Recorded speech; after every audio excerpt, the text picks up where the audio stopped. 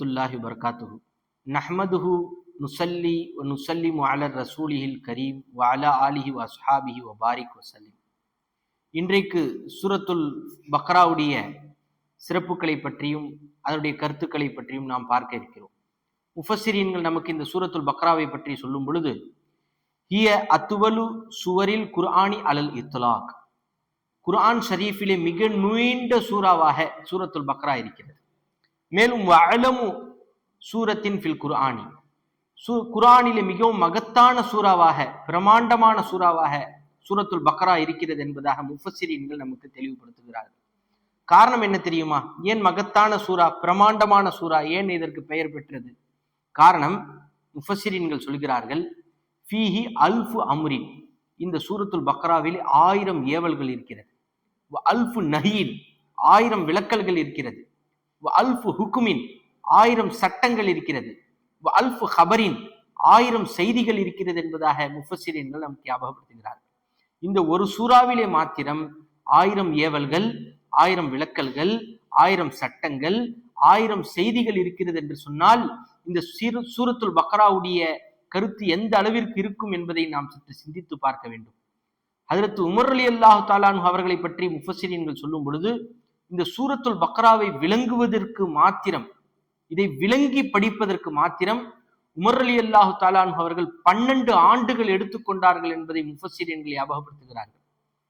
அவர்களுக்கு அந்த அளவிற்கு அதிலே உள்ள அகமிய கருத்துக்கள் அவர்களுக்கு தெரிந்திருக்கிறது. சில வசனங்கள் எல்லாம் சிந்திக்க சிந்திக்க சென்று கொண்டே இருக்கும் நல்லடியார்களுக்கு, அதிலிருந்து ஊற்றுக்களை போன்று கருத்துக்கள் வெளிவந்து கொண்டே இருக்கும். அதே போன்றுதான் உமர் ரலியல்லாஹு தஆலா அன்ஹு அவர்கள் இந்த சூரத்துல் பக்ராவை விளங்குவதற்கு 12 ஆண்டுகள், விளங்கி படிப்பதற்கு, உள்ளபடி விளங்கி படிப்பதற்கு 12 ஆண்டுகள் எடுத்துக்கொண்டார்கள் என்பதாக முஃபஸ்ஸிரீன்கள் ஞாபகப்படுத்துகிறார்கள். ஹஜ்ரத் அப்துல்லாஹ் இப்னு உமர் ரலியல்லாஹு தஆலா அன்ஹு அவர்களை பற்றி சொல்லும் பொழுது, அகாம சமானிய சினீன், 8 வருடங்கள் ஆனது என்பதாக அவர்கள் விளங்கி படிப்பதற்கு, அப்துல்லாஹ் இப்னு உமர் ரலியல்லாஹு தஆலா அன்ஹு அவர்கள் விளங்கி படிப்பதற்கு 8 ஆண்டுகள் எடுத்துக்கொண்டார்கள் என்பதாக நமக்கு முஃபஸ்ஸிரீன்கள் ஞாபகப்படுத்துகிறார்கள்.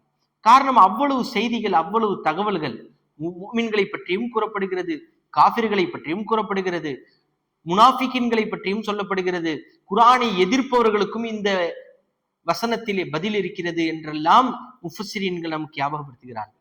இந்த சூரத்துல் பக்ரா பலவிதமான பெயர்களை கொண்டிருக்கிறது. நாயகம் ரசூலுல்லாஹி ஸல்லல்லாஹு அலைஹி வஸல்லம் அவர்கள் ஒரு ஹதீஸிலே சொல்லுவார்கள், இன்னலி குல்லி ஷைஇன் சனாமன், அனைத்து வஸ்துக்களுக்கும் திமில் என்று ஒன்று இருக்கிறது. சனாம் என்று சொன்னால் திமில் என்று சொல்லப்படும், ஒட்டகத்தின் மேல் இருக்கக்கூடிய திமில். அனைத்து வஸ்துக்களுக்கும் திமில் என்ற ஒரு முக்கியமான ஒன்று இருக்கிறது. எப்படி ஒட்டகத்திற்கு திமில் மிக முக்கியமானதோ, அழகை தரக்கூடியதோ, உயரமானதோ, அதாவது திமில் அந்த ஒட்டகத்துடைய உயர்வை காட்டுகிறது. அதே போன்று இந்த குர்ஆனிற்கும் ஒரு திமில் இருக்கிறது. இன்ன சனாமல் குர்ஆனி, குர்ஆனுடைய திமில் எது தெரியுமா? சூரத்துல் பக்ரா, பக்ராவுடைய சூரா என்று சொன்னார்கள் ஹஜ்ரத் ரசூலுல்லாஹி ஸல்லல்லாஹு அலைஹி வஸல்லம். மன் கரஅஹா ஃபி பைத்திஹி, யார் அந்த வசனத்தை, அந்த சூரத்துல் பக்ராவை தன்னுடைய வீட்டிலே படித்தாரோ, அவருடைய வீட்டிலே 3 நாட்களுக்கு ஷைத்தான் உள்ளே நுழைய மாட்டான் என்று சொன்னார்கள் ஹஜ்ரத் ரசூலுல்லாஹி ஸல்லல்லாஹு அலைஹி வஸல்லம். இந்த ஹதீஸை ஹாக்கிம், இப்னு ஹிப்பான் போன்ற நூல்களிலே பதிவு செய்கிறார்கள். மேலும் ஃபுஸ்தாத்துல் குர்ஆன், குர்ஆனுடைய கூடாரம் என்ற பெயரையும் பெற்றிருக்கிறது சூரத்துல் பக்ரா. கூடாரம் என்று சொன்னால் அங்கு பலவிதமான மக்கள் இருப்பார்கள், பலவிதமான வஸ்துக்கள், பொருட்கள் இருக்கக்கூடிய ஒன்றிற்கும் கூடாரம் என்று சொல்லலாம், பலவிதமான வஸ்துக்கள் இருக்கக்கூடிய ஒன்றுக்கும் கூடாரம் என்று சொல்லலாம். இந்த சூரத்துல் பக்ராவிற்கு ஏன் இமாம்கள் கூடாரம் என்று சொன்னார்கள்? காரணம் என்ன தெரியுமா? கூடாரம் என்ற சொன்னதின் காரணம், பலவிதமான செய்திகள், பலவிதமான தகவல்கள் இந்த சூரத்துல் பக்ராவிலே அடங்கி இருப்பதின் காரணத்தினால் சூரத்துல் பக்ராவிற்கு ஃபுஸ்தாத்துல் குர்ஆன், குர்ஆனுடைய கூடாரம் என்று இமாம்கள் பெயரிட்டிருக்கிறார்கள். பெரியவர்களே, சகோதரர்களே, இந்த சூரத்துல் பக்ராவிற்கு இன்னும் அதிகமான சிறப்புகள் இருக்கிறது. இந்த சூரத்துல் பக்ராவிலே 286 வசனங்கள் உள்ளடங்கி இருக்கிறது. மேலும் ஏன் இந்த சூரத்துல் பக்ராவிற்கு சூரத்துல் பக்ரா என்ற பெயரை கொண்டது? காரணம் என்ன? பெயர் ஏன் வைக்கப்பட்டது? அல்லாஹு தஆலா 67வது வசனத்திலிருந்து 73வது வசனம் வரை ஒரு மாட்டை அறுக்கும்படி மூசா அலைஹிஸ்ஸலாத்து வஸ்ஸலாம் அவர்களுடைய காலத்திலே வாழ்ந்த யூதர்களுக்கு கட்டளையிட்டிருக்கிறான்.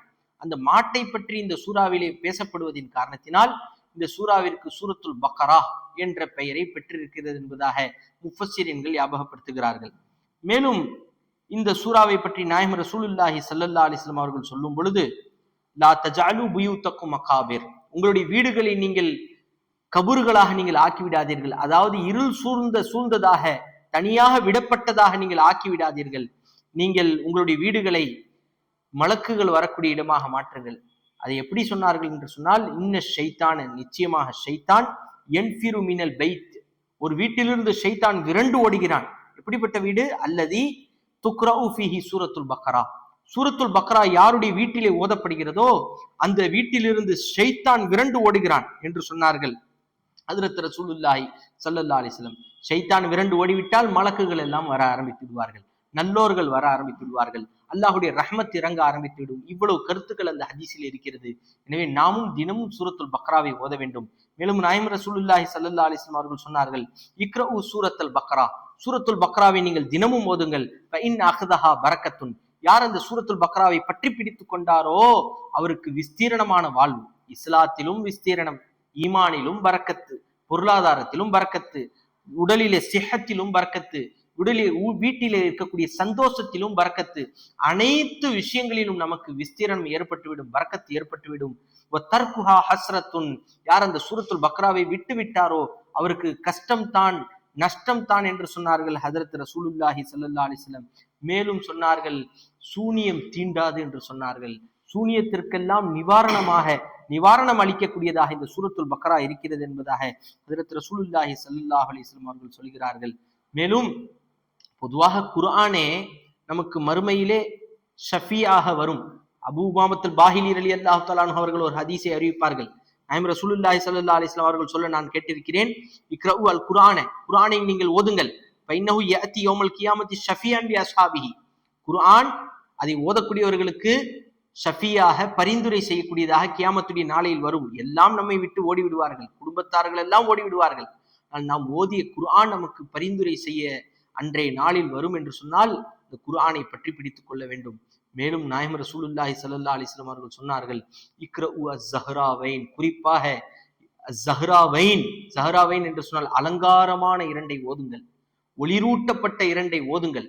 என்ன?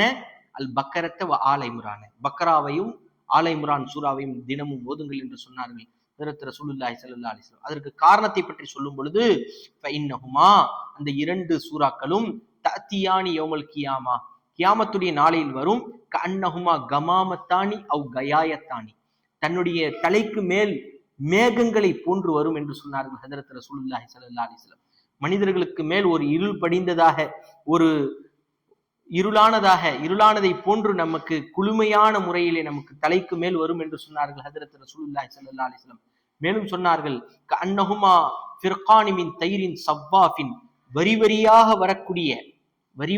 வரக்கூடிய அந்த பறவைகளை போல, பறவைகள் வரிவரியா வருகிறது, வந்து நம்மை பார்த்து அப்படி இரண்டாக பிரிகிறது பாருங்க. அது போன்று இந்த இரண்டு சூறாக்களும் பிரிந்து நமக்கு அழகான முறையிலே வரும். வந்து என்ன செய்யும்?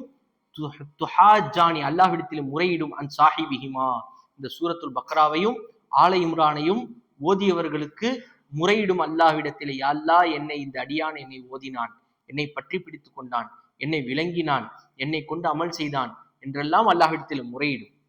எனவே நாம் இந்த சூரத்துல் பக்ராவிற்கு அதிகமான சிறப்புகள் இருக்கிறது. அதை பற்றி நாம் விரிவுரைகளை பார்க்க இருக்கிறோம். அல்லாஹ் ரப்புல் இஸ்ஸத் இந்த சூரத்துல் பக்ராவிலே என்னென்ன செய்திகள் எல்லாம் சொல்லப்பட்டதோ அனைத்து செய்திகளையும் விளங்குவதற்கும், அறிவதற்கும், அதன் பிரகாரம் அமல் செய்வதற்கும் வல்லல்லாஹ் தௌஃபீக் செய்வானாக. ஆமீன் யா ரப்பல் ஆலமீன். அஸ்ஸலாமு அலைக்கும் வரஹ்மத்துல்லாஹி வபரகாத்துஹு.